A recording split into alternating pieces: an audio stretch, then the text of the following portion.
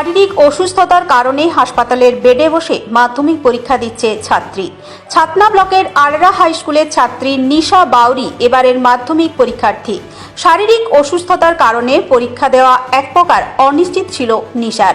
গত শুক্রবার নিশার শরীরে কম রক্ত থাকায় নিশাকে ছাতনা সুপার স্পেশালিটি হাসপাতালে ভর্তি করে পরিবারের লোকজন। সেই থেকে হাসপাতালে চিকিৎসাধীন রয়েছে সে। পরীক্ষা কেন্দ্রে গিয়ে পরীক্ষা দেওয়া একেবারে অনিশ্চিত জেনে নিশা ঠিক করে হাসপাতালের বিছানায় বসেই পরীক্ষা দেবে সে, এবং সেই ইচ্ছের কথা বাবাকে জানায় নিশা।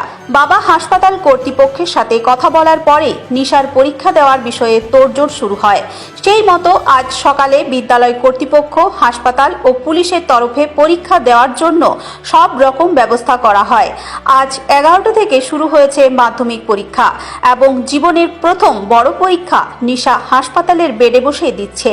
প্রশাসন ও স্কুল কর্তৃপক্ষের এই ব্যবস্থাপনায় স্বাভাবিকভাবে খুশি নিশা ও তার পরিবারের লোকজন।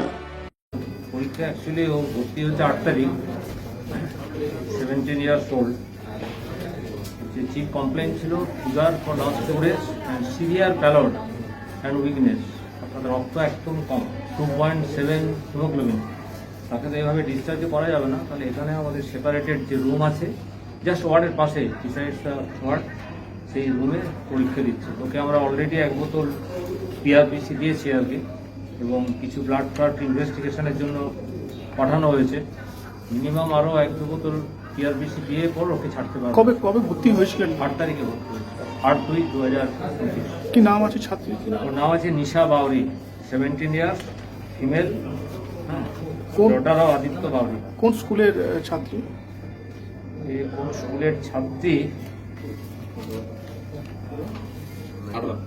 বাড়ি হচ্ছে আররা এবং ছাতনা থানা।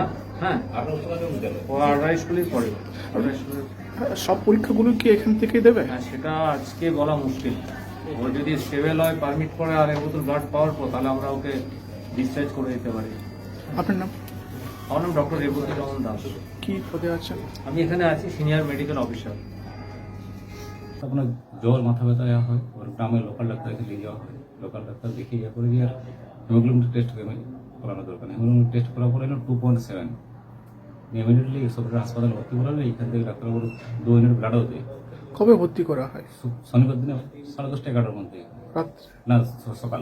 আচ্ছা, তারপর আপনার ওই যে ইয়ে হবে না, ডাক্তারবাবু বলুন পরীক্ষা দিতে আছে, তাহলে ছুটি দেওয়ার ব্যবস্থা করুন। বলছি না, এখন দেওয়া যাবে না, যেহেতু রক্ত একবারে কম, তা আপনার পরীক্ষার ব্যবস্থা এখান থেকেই করুন। আমরা লোকাল হেডমাস্টারের সঙ্গে ইয়ে করি, যে স্কুলের ছাত্রী, আররা হাই স্কুলের টিচারের সঙ্গে, উনি সব ব্যবস্থা করে। লোকাল থানা এখান থেকে কাপড় সুপার মার্কেট যেসব কাগজপত্র, পেপারসটা ওই আপনার কে হয়? আমার খাইছি। কি নাম? নিশা বাউরি, কোন স্কুলের ছাত্রী? আররা উচ্চ মাধ্যমিক বিদ্যালয়। কি কারণে মেয়ে পরীক্ষা দিচ্ছে হসপিটালে বসে? ওই শরীর খারাপ হয়েছিল মেয়ের, ডাক্তারখানা গেলাম, ডাক্তার বললো ব্লাড টেস্ট করাও।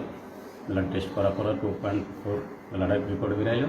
ডাক্তার বলে ইমিডিয়েটলি এখনই ভর্তি করতে হবে। আমরা এখানে এটা সামনে আমাদের এখানে নিয়ে যাবো। এখানে ছুটি চেয়েছিলাম, তো ডাক্তার বললে নিজের রিক্সে ছুটি নিতে হবে। আমরা রিক্স নিতে লাগবো, কারণ ছেলেটা মাথা করে পড়ে যেতে পারে। মূলত রক্ত কম ছিল, সেই জন্য হসপিটালে ভর্তি করেছিল। তারপর মাধ্যমিক পরীক্ষা হসপিটালে বসে কিভাবে ঠিক হলো? ঠিক বলে বলতে এই ডাক্তারবাবু এখানে কালকে ডাক্তারবাবু ছিল না, রবিবার ছিল।